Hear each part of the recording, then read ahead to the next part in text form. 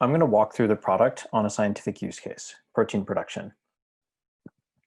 So what I have here is a reasonably simplified protein production workflow where my goal as a scientist is to design media for an optimal yield. I want to optimize for cell growth and protein yield. So first, after determining a candidate molecule that I want to produce, such as an antibody or some other protein, I'm then going to design media to optimize for cell growth. I want to prepare that media in the lab and record the process of preparing that media to ensure it follows the correct QC processes. I'm going to use that media to grow cells in a bioreactor and combine that with plasmids that express the proteins for the molecule that I seek to produce. As these cells are growing in the bioreactor, I'm going to record a cell count and protein yield. And at the end of this, I'm going to analyze this data to select optimal growth conditions to determine if the media I'm using or that I've designed is optimal for cell growth and protein yield. As Washi mentioned, a registry, an inventory, and insight system is the foundation for a digital transformation in the lab. And going through this scientific process, I need to keep track of many different kinds of samples. When I am selecting my candidate molecule, which could be an antibody, this is comprised of chains expressed by plasmids. When designing media for optimal yield, I need to design a media recipe and have cell lines associated with that. When I am actually preparing the media in the lab, I need to record the actual quantities of the ingredients that I prepared, as well as QC results such as pH and osmolarity as I prepare this media. When I'm growing cells in a bioreactor, it's really critical to know which cell line lot I used, what prep of media did I use, and what plasmid preps were transfected into the cells. And at the end, I need to record experimental results, such as cell count, protein titer, and antigen binding affinity. At the end, the point of recording all of this information is to narrow in on the optimal growth conditions. I'm actually going to jump into the Benchling product now, so you can see this in action.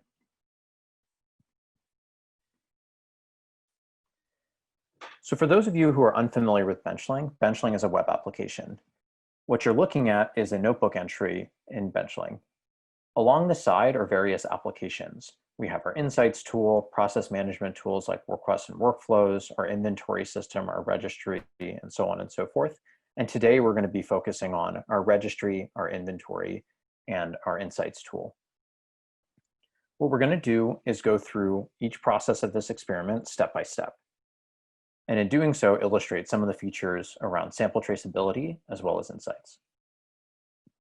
The first step is to determine our candidate molecule. In this case, this is an antibody. This monoclonal antibody is comprised of two different chains, a heavy and a light chain. And in Benchling, I can define a schema or a structured data format to determine what kinds of data I should record about this new antibody. I can drill into this antibody to look at the heavy chain that comprises it, the CDR annotations to overlay onto the amino acid sequence, as well as the biochemical properties of this amino acid sequence. I can also record structured data, such as what kind of an antibody it is. And Benchling using sample intelligence will also include things such as related items, such as the plasmid that I can use to actually produce this antibody in the first place. So here I've drilled into the plasmid with its DNA sequence, the plasmid map, as well as additional structured data fields, such as the chain that it actually expresses, bringing me back to the protein that I intend to create.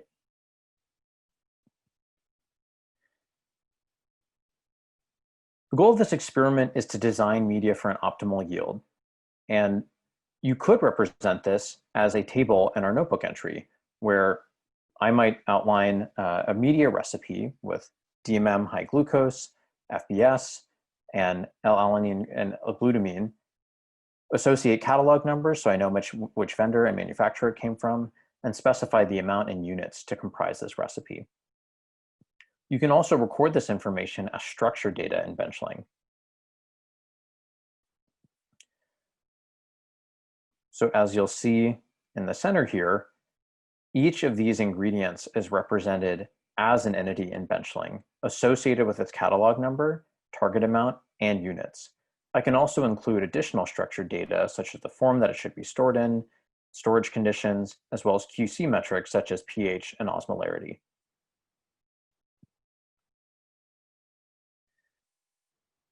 Now that I've designed a media recipe, I need to actually prepare that in the lab. Recording the preparation process of media is critical, and recording not just the conceptual versions of things, such as your antibody molecule or your media recipe, but also the actual physical samples you create in your lab is important to ensure that your experimental conditions meet QC boundaries. So my objective here is to prepare an iteration of this media. So I'm going to modify levels of L-glutamine and add a mystery ingredient that I hope will improve the yield of my cells. So what I'm going to do is actually create a prep of this recipe. And what you'll notice is I've inherited all of the ingredients from my recipe. So I have the ingredient, the catalog number, and then a computed target amount based on the fact that I want to make 2 liters of this recipe. But what I can do is also enter in measured amounts in the lab and include source. So you could imagine this as being your lot number.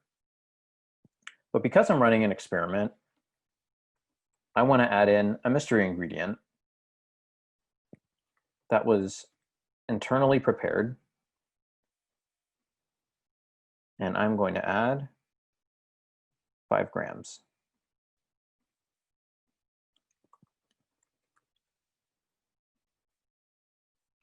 So I can record the structured information, not only creating media based off of recipes, but also iterating on media based using a recipe as a template.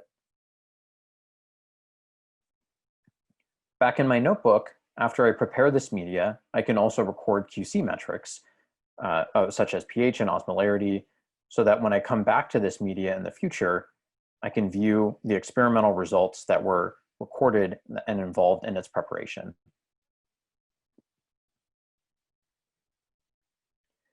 Now I'm actually going to grow cells in the bioreactor. To do this, I want to specify the experimental conditions for this bioreactor run. And as I mentioned before, my goal here is to keep everything the same except change which media is being used. So I'm going to keep the same transfection protocol, same cell line passage, same plasmid lots being used in each one, and I'm making the same molecule. But the media prep being used in each bioreactor run is different, with the first one, as we just stepped through, being one with a mystery ingredient added to see if this improves cell growth and protein yield. Once I actually run this experiment, I can record experimental results directly in the notebook or with instrument integrations. So here, I've chosen to upload a spreadsheet of experimental results, recording time series data for each of my bioreactor runs. So I'm recording for each bioreactor run metrics like pH and glucose, as well as the cell density, and recording this directly against the bioreactor run that I've just created. After I've done my bioreactor run, I want to harvest these samples and store them in inventory. So for bioreactor run, that's producing the same candidate molecule, I've produced a new antibody lot. And this represents the actual physical sample in the lab. This antibody lot will go into storage. So I can actually open up this box right here and show a filled out box with, a couple dozen empty positions. And what I can see are all the tubes and volumes associated with these antibodies. So I've just created a set of new antibodies, decided to put them in storage. And for each of these things, I can click in, see the concentration, when it was made, and click into the entity itself and see everything about this antibody lot. So as Rashi mentioned, this is really about sample traceability. From the molecule I created, I can see where it's stored, in which box and which freezer, but I can also see all of the information about how it was created. So I have the media prep that was used to create it, the plasmid lots, the cell line passage, as well as the chains that actually comprise this protein, all hoisted onto this antibody lot. So you have full end-to-end traceability. I can also refer to which notebook entry this antibody lot was created.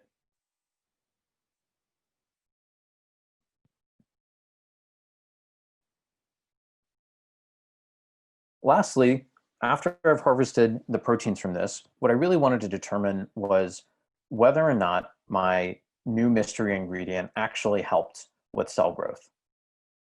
So what I can do, and the point of recording all of this structured information, is to analyze this information using insights. So I can create queries, such as the one you're seeing, defining them using SQL, or just having out-of-the-box parameters, and look at each media that I prepared, media one being the one with the mystery ingredient added, to determine how effective it was at growing cells and producing proteins. It looks like the mystery ingredient wasn't particularly effective and actually led to very poor cell growth. Whereas the other media preparations, which did not have a mystery ingredient added, seem to work fairly consistently with one another.